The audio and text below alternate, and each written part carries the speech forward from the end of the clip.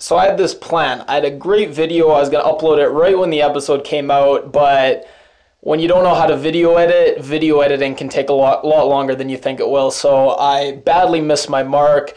Won't really get any views because I'm uploading it so late, but I thought I'd upload it anyways. I really hope if anyone subscribed to me and happens to see this, I don't usually ask for likes, but if you could like this one, it would mean a lot. I did put some effort into this, and it didn't really pan out because it took me longer than I thought it would, but I learned a lot, and hopefully next video I'll be able to get it out on time. So regardless, I think it's a really good video. I hope you like it. So the first footage we get of the park before it opens, we know this is 38 years ago. Now we know this because we know Arnold died 35 years before present times, and I'll get to why we get that exact number later when I get to Arnold's death. Now, how we get 38 years is Ford, when he's talking, he says, we lived for 3 years in this paradise of pure creation. For 3 years we lived here in the park. Get 35 plus 3 years, so about 38 years is the earliest footage we get of the park before it opens. Now we also hear Teresa say 40 years ago Arnold created half the code that's runs this place, but it's likely that she was just using an approximation rather than giving any kind of exact figure. So 38,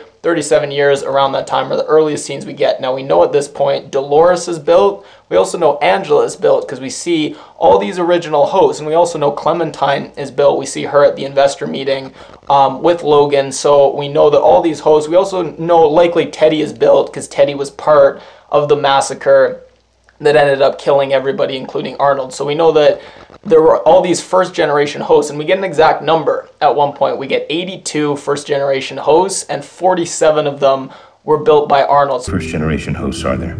82. And how many of those were designed by Arnold? 47. And then we get scenes from the night of this investor meeting between Logan and the Argos Initiative, which is the initiative headed up by Ford and Arnold. Now what's really interesting, first of all, we see from this night, Arnold reveals his motivation for building these hosts, that he feels that human beings and human consciousness is in some way flawed. But sometimes I think we're simply not the ones who deserve it. And we're not able to really appreciate the beauty that life has to offer. So he really wanted to create a new kind of consciousness, a better consciousness, not a more efficient, superior consciousness that he could use to take over the world. No, he wanted to build a consciousness that could better appreciate all the beauty that he believed did exist in the world. So that's his motivation. And what's so interesting is he sees Dolores repeat the line, "Oh, have you ever seen anything so filled with splendor?" And this look on Arnold's face, now you can interpret this a couple ways. You could say, oh, it's just him being a little disappointed that his attempts to build consciousness aren't advancing as fast as he thought they would, but he's just going to redouble his efforts and work harder and they'll get there. Or you could interpret it as this is the first time the creator of this new being really starts to see, maybe I've created something I don't quite understand. Maybe I've created something that could potentially be used by someone else, i.e. Ford, in a really nefarious way. And this is the first time we see the look on Arnold's face, and really hangs on this look that maybe you see a bit of fear there for the first time, something you never felt before, but starts to feel more and more and more, and I'll get to that in the next section. Also interesting is Argos Initiative. We realize they're so much more advanced. We're not here yet. Than the rest of the society. So we originally thought, well, Westworld is so advanced compared to us, the rest of society must be advanced as well. We must be living in a very futuristic society, but we actually see that that's not the case. Argos was kind of ahead of its time, and for some reason the technology and the things they were able to do at this Argos Initiative were so much more advanced than what everybody else was doing around the world. And also kind of fun, we see Angela walk past William. Now why this is fun is when William and Logan first come to the park, Angela greets William, and William seems very nervous, very skittish, and at first we thought that was just part of William's personality, but maybe partly that was because he recognized this host, and he was a little unsure, does she recognize me? Should I say something? So it's just an interesting little wrinkle they threw in there. Now, the next section we get is all these talks we see between Arnold and Dolores. Now, what's very interesting is at first, they seem very positive, and it seems to be Arnold where he seems very conflicted because at this point Charlie has died. I used to read this story to my son at night. Where is he now? Nowhere that you would understand, Dolores. Perhaps that's why I enjoy our conversation so much. So Charlie dies, and at this point Arnold, not only did he have this urge to create a kind of better consciousness, but now he feels this urge to create something to replace what he lost. So you see Arnold kind of fueled by his grief and potentially even doubling down on some of the mistakes, but eventually you see the talks turn a little darker. You'd left me behind. You frighten me sometimes, Dolores. Arnold. He told me it was a killer. It wasn't its fault. It was made that way. And I could help it. If it was dead, it couldn't hurt anything anymore. And things are said that he gets more and more nervous, and eventually flat out says, I'm kind of scared of you. He says that at the start of this season, in case anyone wasn't clear, that Arnold's kind of become Frankenstein, is a little scared of his Frankenstein creation. We also see that Arnold starts to be distrustful of the people around him. And you haven't told anyone of our conversations? And has anyone altered or updated your core heuristics in that time? Most likely Ford. He says things like, has anyone altered your code and your core directives? What's very interesting is how this whole show kicked off was Ford altering the code and the core directives of all these hosts, turning things like their paranoia up to max. So it's interesting that Arnold, way back when, was scared of Ford doing this, and he also asked, has anyone else asked about our conversations, what we've said? So we immediately see that there's distrust between the partners, most likely here. We also get this interaction between Arnold and his wife. They have this discussion after the death of Charlie, and we also get hints of Ford's motivation and what distinguishes his view of the host from Arnold. So he says things like, Arnold believed the host to have something that wasn't there, a kind of humanity, a kind of soul. That wasn't enough for Arnold. He wasn't interested in the appearance of intellect, of wit. He wanted the real thing. He wanted to create consciousness. He saw something that wasn't there. The hosts are not real. They're not conscious. You mustn't make Arnold's mistake. Where Ford felt like he had the more realistic view that just saw these hosts for what they were, efficient killing machines that he could use to take over the world. Now, we get to where Arnold dies. We know that's 35 years ago. When was your last contact with Arnold? Last contact, 34 years, 42 days, 7 hours ago. Yes, Dolores. The day Arnold died. Now, the story we've gotten, understand that it's very heavily filtered through Ford and these narratives that he's put into these hosts, this Wyatt narrative, where their view is not that it was Dolores, it was this general named Wyatt who led a mutiny and a massacre, and that's not true, but we kind of take for granted that other parts of what Ford says and what's come out of this narrative, that Arnold saw the danger of these hosts and had Dolores kill all the hosts with Teddy's help, then kill Teddy, then kill him, and then kill herself. That's not necessarily true. Now, that's one interpretation for sure, but another interpretation is just that Arnold saw the evil that Ford planned to do with these hosts. Arnold tried to stop Ford, and Ford killed him. Not the first man to threaten me. Arnold came to feel the way you do. He couldn't stop me either. Now, that wouldn't be beyond the realm of possibility that the storyline we've got, this kind of mass murder suicide, maybe it was just a murder, because we do know that the park opened right after that. Now, if all these hosts were murdered, and if Arnold really was able to inflict this mass genocide of all the hosts to try to prevent the park from opening, it didn't really work because the park opened immediately after. So what makes a little more sense is that no, it was just a murder of Arnold by Ford because Arnold wanted to stop his world domination schemes. So we know the park opens immediately after Arnold's death. So remember, that's 35 years ago. Now, 5 years passes, and the park's been open for 5 years, and then Logan and William enter the park for the first time. Now, we know this because Man in Black says, William says many times, I've been coming here for 30 years. And then also we find out that it's a bachelor party for William marrying Logan's sister, so we know that he's going to marry his sister right afterwards, presumably, and then also we hear that 30 years ago, 30 years of marriage, we hear this in the present, Man in Black says 30 years of marriage, all gone when the sister commits suicide. So the sister commits suicide 1 year before current times. Man in Black says 30 years of marriage. So anyways, we know that they enter the park 30 years ago. Now, Logan and William go on this big journey with Dolores. A few interesting things. Logan drops the photo of his sister at this point, so that's going to come into play later.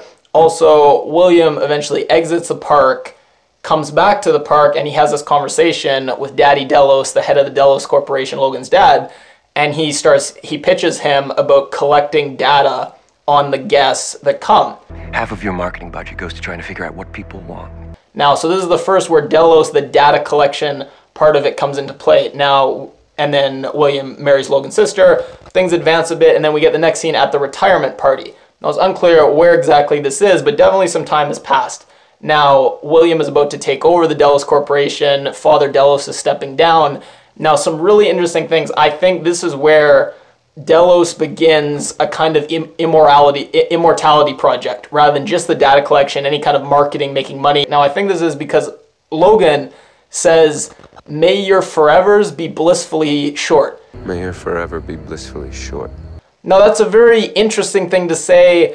I definitely think that's a hint. And then we get this conversation where William starts talking to Dolores, and he says, you know, I've come up with an answer for the question no one even dares to ask. A question no one's ever even dreamed of asking. And the question likely something about becoming God, something about living forever. It's definitely, I think that the project shifts at some point from just purely collecting data for whatever reasons, blackmail, marketing, making money. It shifts to some kind of cloning. Now, and it's also at this point where William shows Dolores this thing that he's building, and eventually he'll call it his greatest mistake. And this place we're going, it's my greatest mistake. Now, what's also very interesting is in this episode, this last episode we saw, we get 3 examples of William saying something that someone else said exactly later. Who you really are. Who they really are. There's not a man alive who'd talk to me like that. Not anymore. Not a man in the world and take the tone with me you do. In a past life, perhaps. Have you ever seen anything so full of splendor? Have you ever seen anything so full of splendor? Now, I don't believe it necessarily means everything, and especially the last one, when he parrots back to Dolores, have you ever seen anything so full of splendor? I think that he's just mocking her, and he's just kind of showing her that she's just a robot, she's not worthy of anything, because all she has is these pre-programmed phrases, and he's mocking her. It doesn't mean there's any kind of connection between them or anything, but I do think it's interesting that in the span of a short time, we have these 3 examples of parallelism. And then last thing about the retirement party, first of all, we see William's daughter, Emily. Now, some people were thinking, speculating that Charlotte was William's daughter. We see pretty clearly that it's not. So it's interesting that she's still the big mystery, where she could turn out to be one of the characters that maybe we've already met. And there's a lot of speculation, but this is the first good look we get at her. We also get yet another example of parallelism where Ford, when he was giving his speech, his last speech, he mentioned 3 composers, and one of them was Chopin. Nothing but fucking Chopin. Now, when Father Delos is walking away at this retirement party, and he says, tell her to play something, anything but Chopin. Now, it's interesting, Chopin's a pretty famous composer, so maybe it's just a coincidence, but I did think it was somewhat interesting, and that's a 4th kind of example where you can look at these connections between things, people in very different situations, very different times have set. Now, anyways, moving on. Now we get a bunch of events that happen 1 year before present time. So we know this is 34 years after the death of Arnold, because Ford says this. So the first event is Ford talking to Dolores, and this is the famous conversation where he tells Dolores, we're not friends. I wouldn't say that at all. Then we also get the man in black, William, his wife commits suicide.